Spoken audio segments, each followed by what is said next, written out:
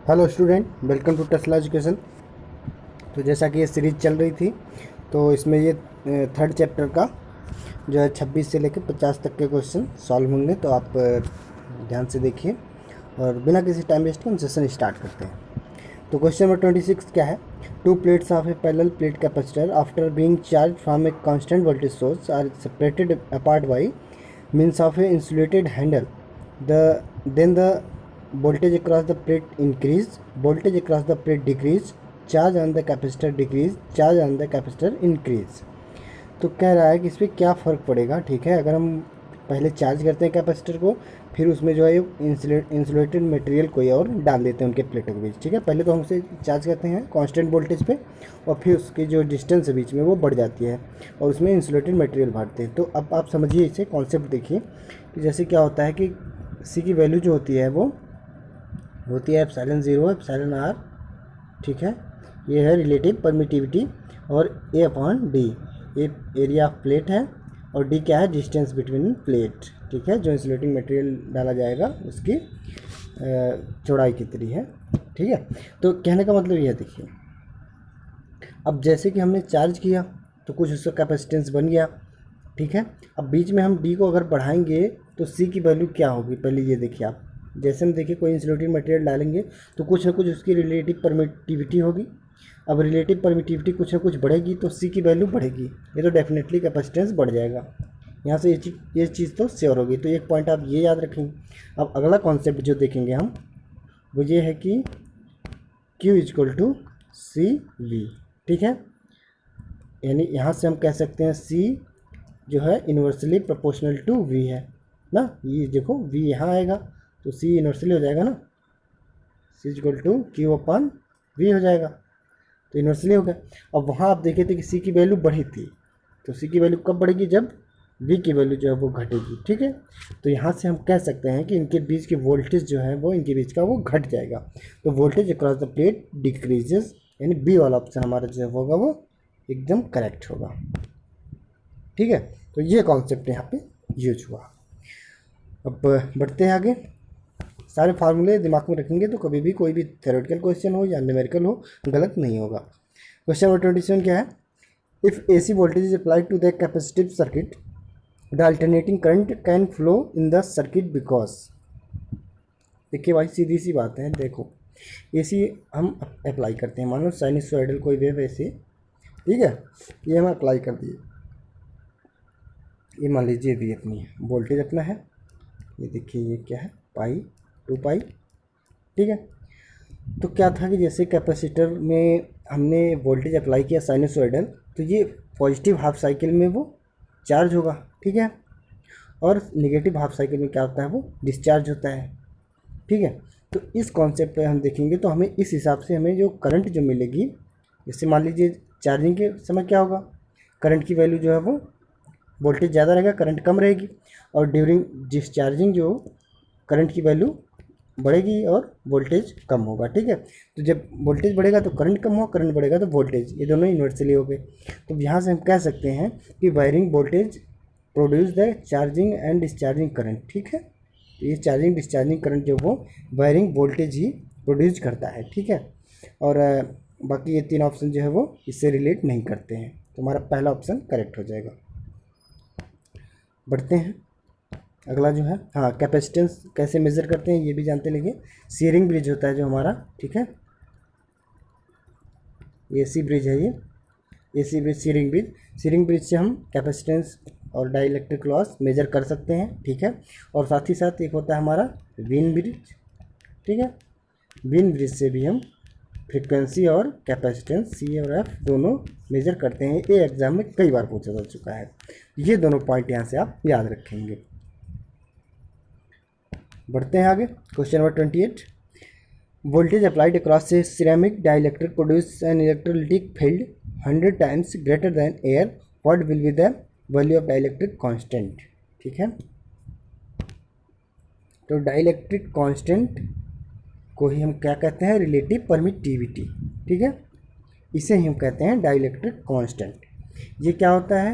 Air के सापेक्ष जो है मीडियम की परमिटिविटी। जैसे एयर का मान लीजिए एप्सिलॉन 0 अब मीडियम का कितना है, ठीक है, ये मीडियम, तो इसे बोला है वो 100 टाइम्स एयर से ज़्यादा है, यानी हम लिख सकते हैं epsilon R is equal to 100 air की परमिटिविटी अपॉन एयर परमिटिविटी। अब ये देखिए परमिटिविटी कैंसिल यहाँ से बचा 100, तो रिलेटिव परमिटिविटी जो आ गया यानी डाइलेक्ट्रिक कांस्टेंट जो आ गया हमारा वो 100 आ गया। बहुत ही छोटा क्वेश्चन था और एग्जाम में कई बार पूछा जा चुका है, तो ये चीज़ आप जानते रहिए। 100, 150, 200 जो भी देगा वो ऐसे ही पढ़ने से ही स्पष्ट हो जाता है क्या पूछ रहा है। और बढ़ते हैं आगे। Question number 29, which of the following statement is correct.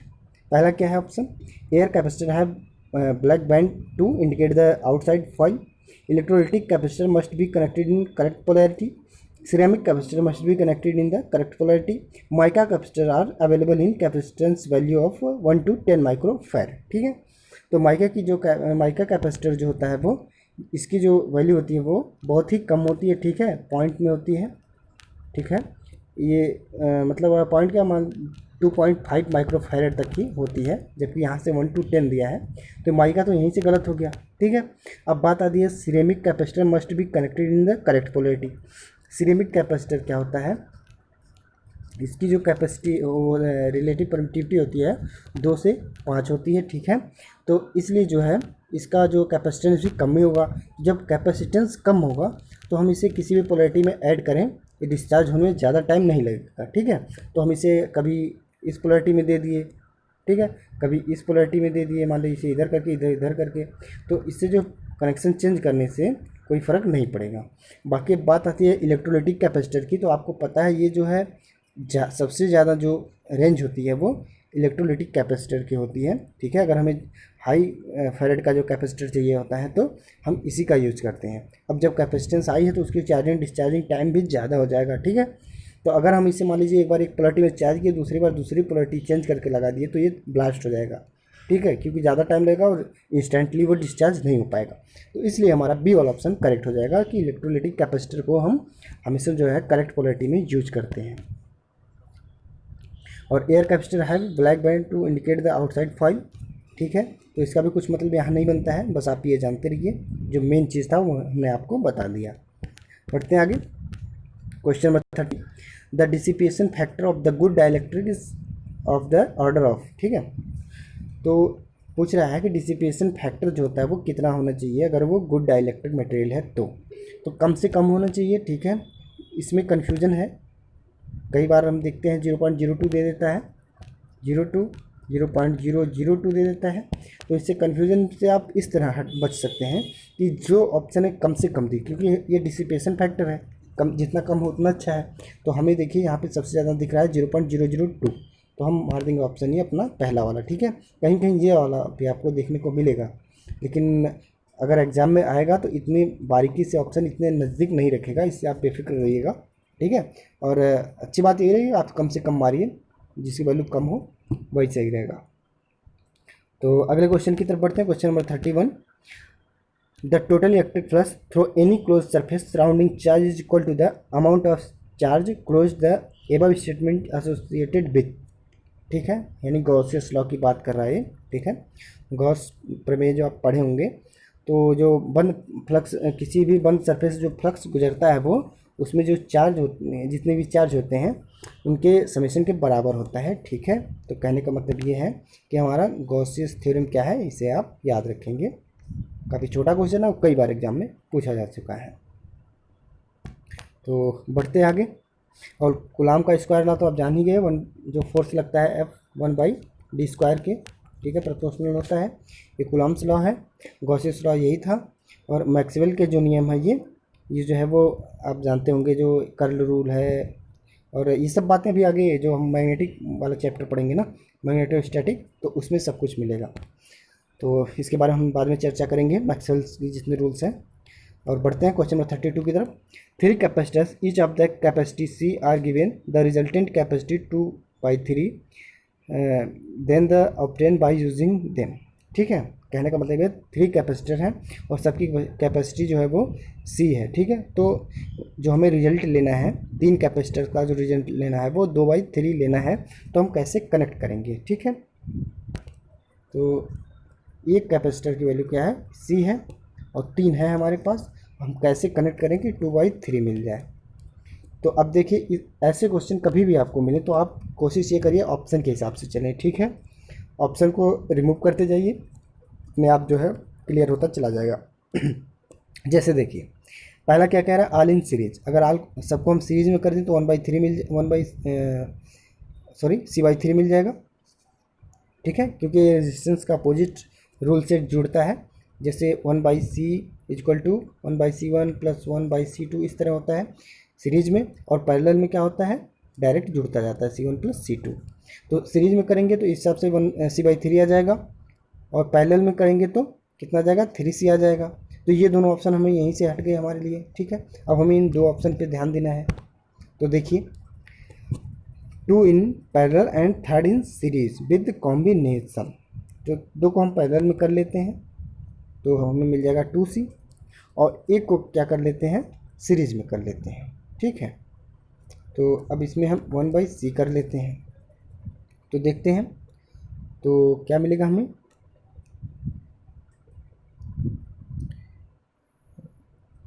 एक मिनट। तो अब यहाँ से देखिए, सी वाले ऑप्शन पे थे हम, 2 in parallel and 3rd in series, और चौथा क्या है, 2 in series and 3rd in parallel. तो हम इन दोनों ऑप्शन में देखेंगे कौन सा सही होता है। तो पहले इस ऑप्शन पे चलते हैं, 2 इन पैरेलल। तो C और C पैरेलल में कैसे हो जाएंगे, C प्लस C हो जाएंगे, 2C हो जाएगा, और एक सीरीज में क्या हो जाएगा, C हो जाएगा। तो अब इन दोनों का इक्विवेलेंट जब लेना होगा हमें, तो कैसे करेंगे, जो फार्मूला 1/C इक्विवेलेंट, यानी रेजिस्टेंस को जैसे पैरेलल में यूज़ करते थे उसी तरह से इसे सीरीज में यूज़ करेंगे। तो C इक्विवेलेंट जो हमें निकल के आएगा 1/C1 प्लस 1/C2, ठीक है। तो रख देते हैं वैल्यू, 1/C इक्विवेलेंट बराबर 1/2C प्लस 1/C, ठीक है। अब इसके आगे क्या करेंगे, इधर आ जाते हैं, स्पेस यहाँ है। तो 1/C इक्विवेलेंट इक्वल टू, इसका क्रॉस मल्टीप्लिकेशन कर लीजिए या एलसीएम ले लीजिए, तो हमें जो मिलेगा, कितना मिलेगा, 3C/2C स्क्वायर, इतना हमें मिल जाएगा। अब क्या करिए, इसे उल्टा कर दीजिए, जैसे कि रेजिस्टेंस के लिए करते थे। तो C equivalent equal to 2C square upon 3C, ठीक है। एक C से एक C कैंसिल हो जाएगा, तो 2C/3 आ जाएगा, ठीक है। तो आप देख रहे हैं, बस हमको यही वाला चीज़ मिल गया, तो C वाला ऑप्शन करेक्ट हो गया, ठीक है। तो इस तरह अगर ऑप्शन से हम चले तो कितना जल्दी हो गया, 2 ऐसे ही रिमूव हो गए, तीसरा सही हो गया, तो हमारा टाइम की बचत हो गई, ठीक है। और साथ ही साथ अगर हम चौथे को भी वो चेक करना चाहें तो कर सकते हैं, 2 इन सीरीज यानी कि C/2 मिल जाएगा, 3rd इन पैरेलल, इसके पैरेलल में क्या लगा देंगे, C। तो तब जो है देखिए, ये ऐसा नहीं मिलेगा, तब क्या मिलेगा, 3C/2 मिलने लगा, उसका अपोजिट मिलने लगेगा। तो ये वाला हमारा सही हो गया। बढ़ते हैं आगे। क्वेश्चन नंबर 33 क्या कह रहा है, for hitch of the following parameter variation the capacitance of the capacitor remain unaffected, ठीक है। तो कौन सा चीज़ इसमें से वेरी कराए तो हमारा कैपेसिटेंस जो है वो वेरी नहीं करेगा, ठीक है। तो आप फार्मूला पहले लिख लीजिए यहीं पे, ताकि सब दिमाग रहेंगे। C=ε0 εr A/d। इसको मैं कई बार लिख रहा हूँ, आप कई बार देखेंगे तो ये दिमाग में बैठ जाएगा। तो देखिए, डिस्टेंस बिटवीन द प्लेट, तो ये देखिए D की वैल्यू पे तो डिपेंड कर रहा है, इसलिए ये गलत हो गया। उसके बाद क्या है, एरिया ऑफ द प्लेट, ए पे डिपेंड कर रहा है डायरेक्टली, ये भी गलत हो गया। नेचर ऑफ डाइलेक्ट्रिक, ये तो डिपेंड करेगा ही, परमिटिविटी जिसकी ज़्यादा होगी इसका ज़्यादा होगा, ये भी गलत हो गया ऑप्शन। तो क्या कह रहा है अपना, थिकनेस ऑफ प्लेट, ये D वाला, इससे कोई लेना देना नहीं होता, ठीक।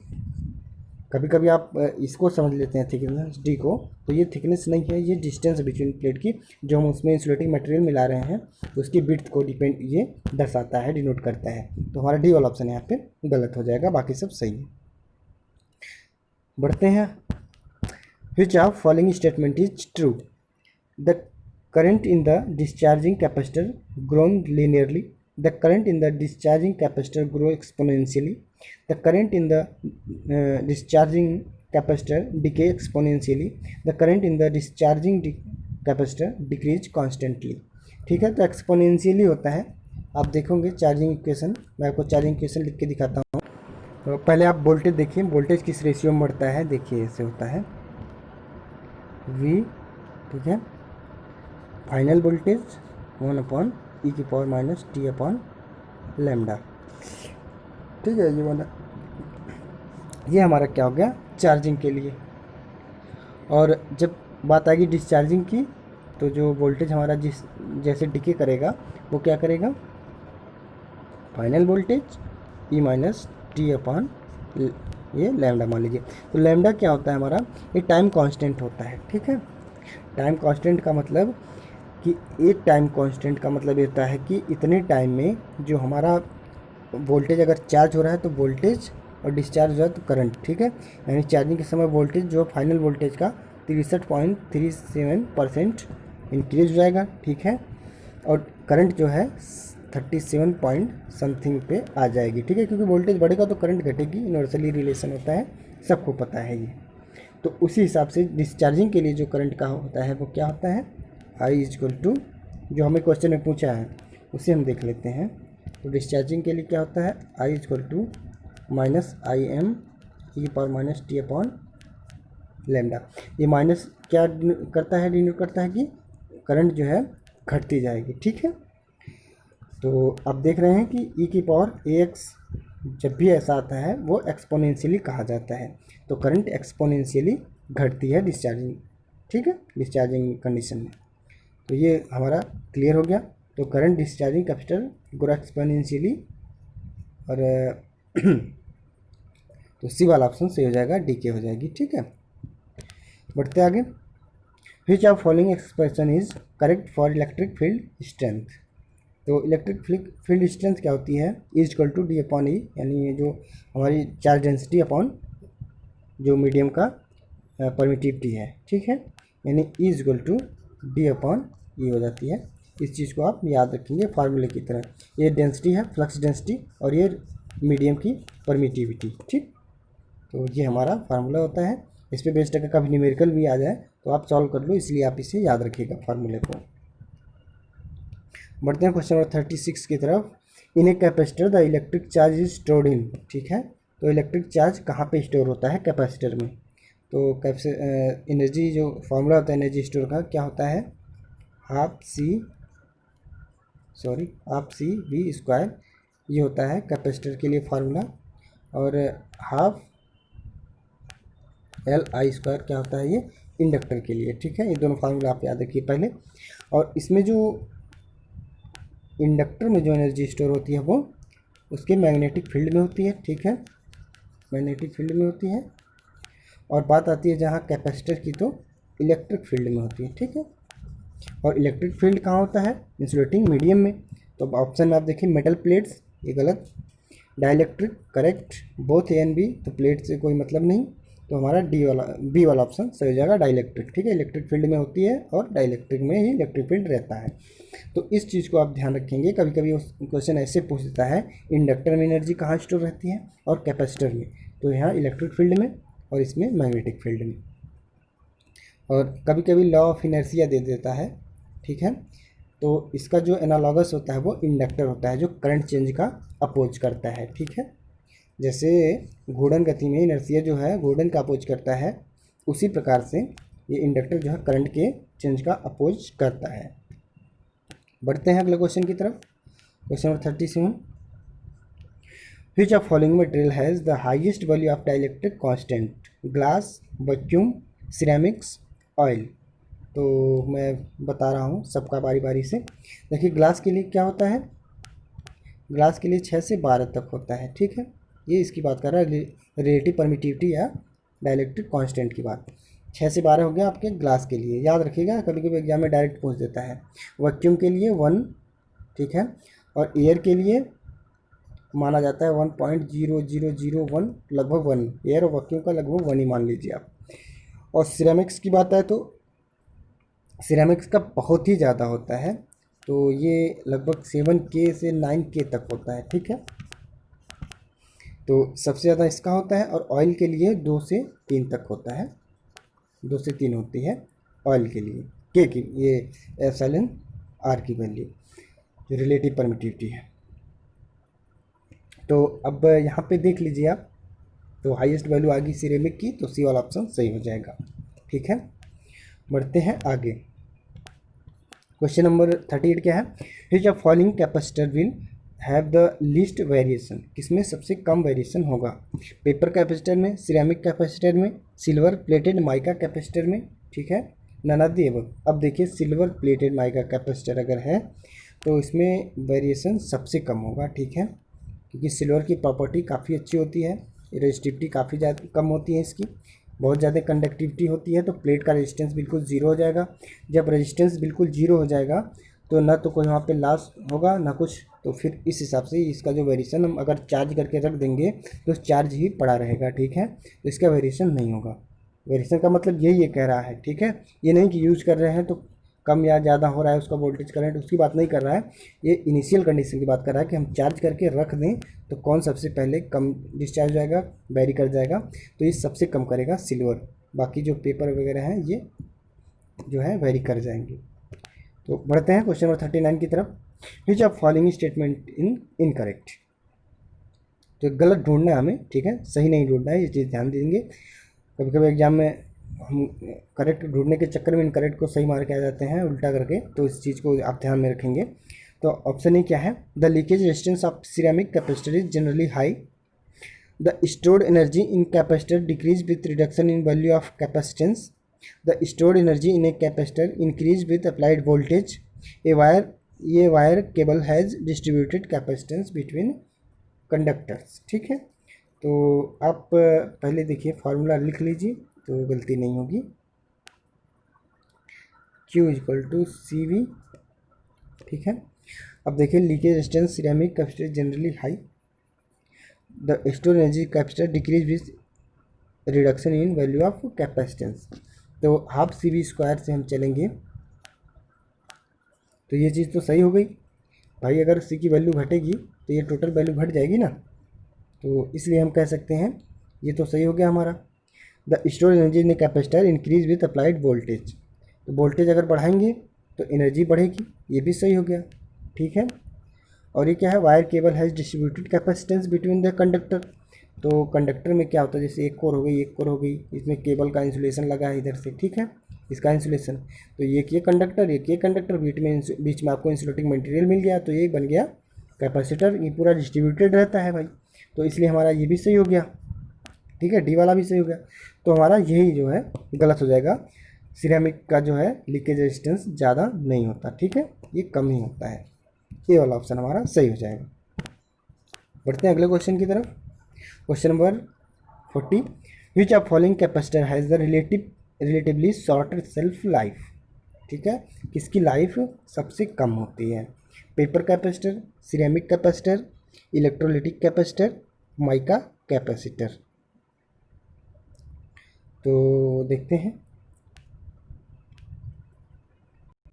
तो एक चीज़ मैं आपको ये बताना चाहूँगा यहाँ पे कि जो इलेक्ट्रोलिटिक कैपेसिटर होता है इसका यूज जो होता है हाई रेंज के फैरेड रेटिंग चाहिए होती है, वहाँ पे यूज होता है।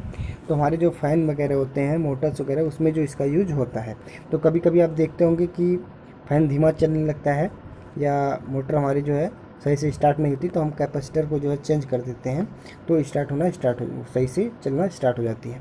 तो इसकी जो लाइफ होती है वो थोड़ी कम होती है कंपेयर टू माइका और सिरेमिक पेपर में, क्योंकि पेपर देखिए पेपर है, इसमें जो है थोड़ा ऑयल मिला दिया जाता है।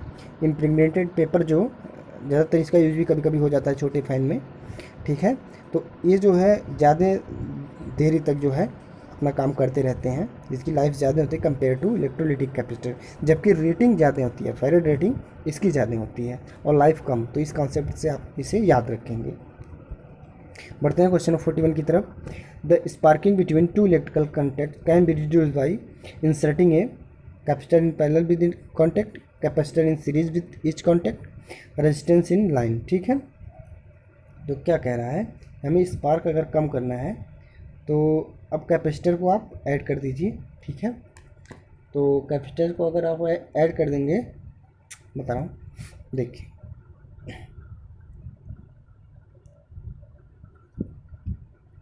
जैसे मान लीजिए हमारा कोई ये सर्किट है, ये लोड हमारा है। ठीक है, ये लोड है हमारा, यहाँ से आ रहा है। अब इसके क्रॉस हम क्या लगा दें, इंडक्टर, तो भाई पूरा सर्किट शॉर्ट सर्किट हो जाएगा ना। इंडक्टर तो भाई क्या करेगा, आप डीसी यहाँ पे मान लीजिए या एसी लगा दिए, एसी लगा दी तब भी 2πfl, ठीक है, फ्रिक्वेंसी ज़्यादा, और ये जो है अपना जो है चार्जिंग डिस्चार्जिंग वाला दिखाना लगेगा, प्रॉपर्टी दिखाने लगेगा, तो इसका यूज़ तो हम करेंगे नहीं। हालांकि ऑप्शन में क्या दे रखा है, इंडक्टेंस नहीं दे रखा है, रेजिस्टेंस की बात किया है, तो रेजिस्टेंस लगाएंगे तब भी हमारा I2R पावर लॉस होना स्टार्ट हो जाएगा, ठीक है, इसका कोई लेना देना है नहीं रजिस्टर का इसमें। और क्या कह रहा है, कैपेसिटर इन सीरीज, सीरीज में कैपेसिटेंस को हम नहीं लगाएंगे, ठीक है, हम लगाएंगे पैरेलल में, क्योंकि सीरीज में लगाएंगे तो क्या हो जाएगा, देखिए कैपेसिटेंस की जो XC होता है वो कितना होता है, कैपेसिटिव रिएक्शंस 1/2πfc, ठीक है।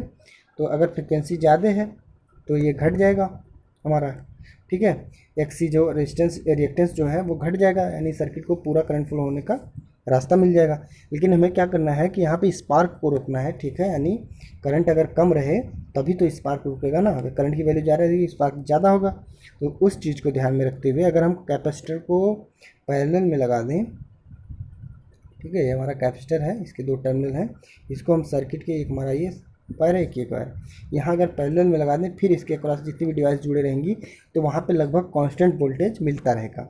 अब वोल्टेज अगर कांस्टेंट है 2 पॉइंट के बीच तो वहाँ पे करंट की जो फ्लो होगा वो मिनिमम फ्लो होगा, फिर माइन्यूट सा।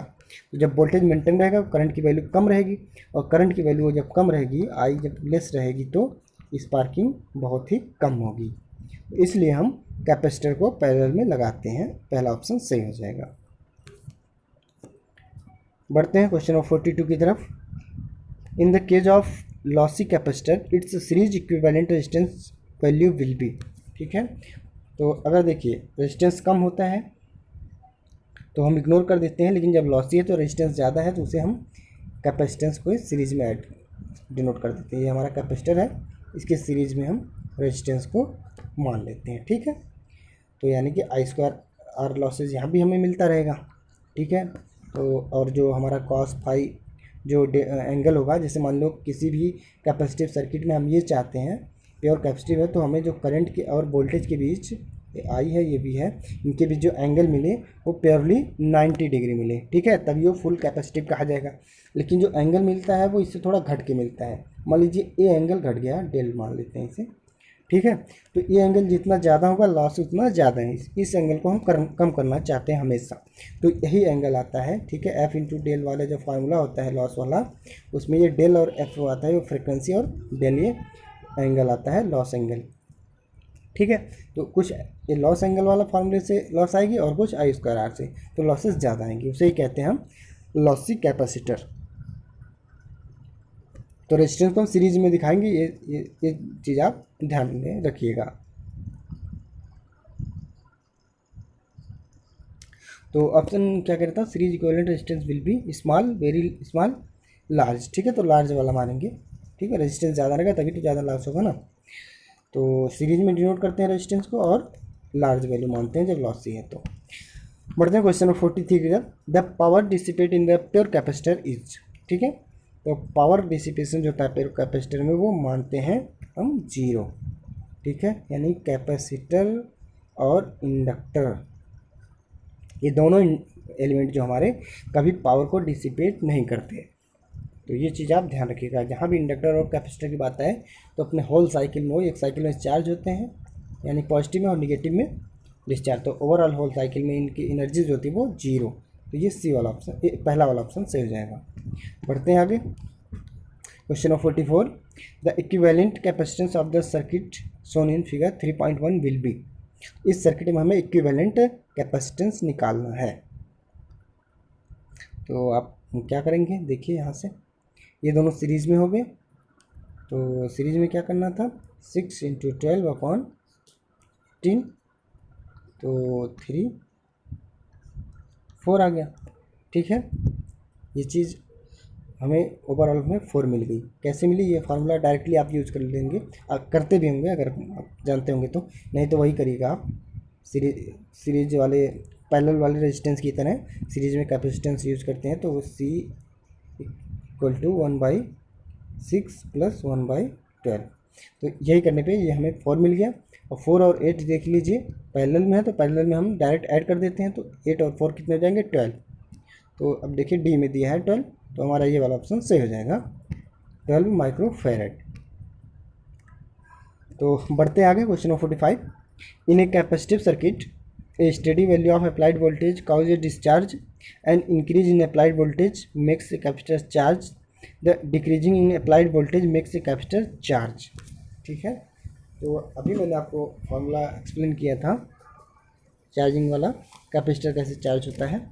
तो उस फार्मूले पे आप जाएंगे तो जैसे जैसे वो क्या था चार्जिंग का, जो V इक्वल था वो फाइनल वोल्टेज 1 माइनस e⁻t/λ, यही था ना, ये माइनस में था। तो देखिए अब फाइनल वोल्टेज जैसे जैसे टाइम हमारा बढ़ता जाएगा, ठीक है, e⁻0 की वैल्यू होती है 1, e⁻∞ की वैल्यू होती है 0, यानी कि इसकी वैल्यू जैसे जैसे बढ़ती जाएगी, ठीक है, इसकी वैल्यू घटती जाएगी। तो चार्जिंग के टाइम पे हमारा वोल्टेज जो है वो बढ़ता जाता है और करंट घटती जाती है। तो an increase in applied voltage make capacitor charge. ठीक है, तो बी वाला ऑप्शन हमारा सही हो जाएगा।